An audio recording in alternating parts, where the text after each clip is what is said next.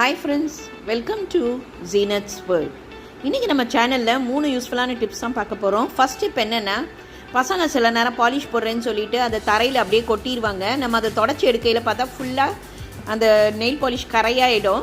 அப்படி ஆகாமல் இருக்கிறதுக்கு நம்ம நெயில் பாலிஷ் கொட்டின உடனேயே கோதுமை மாவு இல்லை மைதா மாவு எது இருந்தாலும் சரி, அதை அது மேலே போட்டுட்டு ஒரு டிஷ்யூ பேப்பரை வச்சு அழகாக அப்படியே தொடச்சி எடுத்துட்டிங்கன்னா அந்த கரை இருந்த இடம் தெரியாமல் காணா போயிடும். இங்கே பாருங்கள் எவ்வளோ க்ளீன் ஆகிடுச்சு பாருங்கள், கொட்டின இடமே இதாக இல்லை. இப்போ நம்ம ரெண்டாவது டிப் போகலாம். நம்ம சமையலுக்கு லைம் யூஸ் பண்ணையில் சில நேரம் பாதி யூஸ் பண்ணிவிட்டு பாதி எடுத்து ஃப்ரிட்ஜில் வைப்போம்.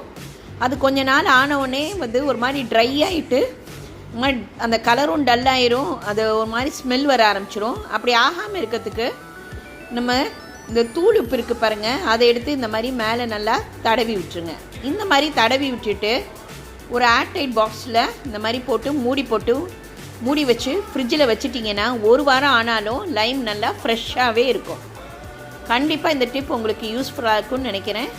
ட்ரை பண்ணி பார்த்துட்டு சொல்லுங்கள். இப்போ நம்ம 3வது டிப் போகலாம். நமக்கு ஜெப்டோவில் இந்த மாதிரி நெட்டு இது நிறையா வரும். நமக்கு வெஜிடபிள்ஸ் கொடுப்பாங்க. இதை தூக்கி கீழே போட்டுறாதீங்க. இது சூப்பரான ஸ்க்ரப்பராக யூஸ் பண்ணலாம். நம்ம வீட்டில் இந்த சோப் யூஸ் பண்ணுவோம் பாருங்கள், அதை இந்த நெட்டு உள்ளே போட்டுட்டு இந்த மாதிரி பண்ணி நம்ம தண்ணியில் நனைச்சிட்டு நம்ம அழகாக தேய்ச்சோன்னா நல்லா அழுக்கு சூப்பராக போகும். காசை போட்டு வாங்கி நம்ம பாடி ஸ்க்ரப்பர் வாங்க தேவையில்லை, இதே நமக்கு போதும். அதே மாதிரி சீக்கிரமாகவும் இது கரையாது.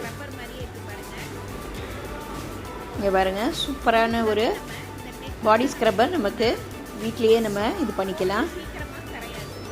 கண்டிப்பாக இந்த 3 டிப்பும் உங்களுக்கு யூஸ்ஃபுல்லாக இருக்கும்னு நினைக்கிறேன். ட்ரை பண்ணி பார்த்துட்டு சொல்லுங்கள். தேங்க்யூ.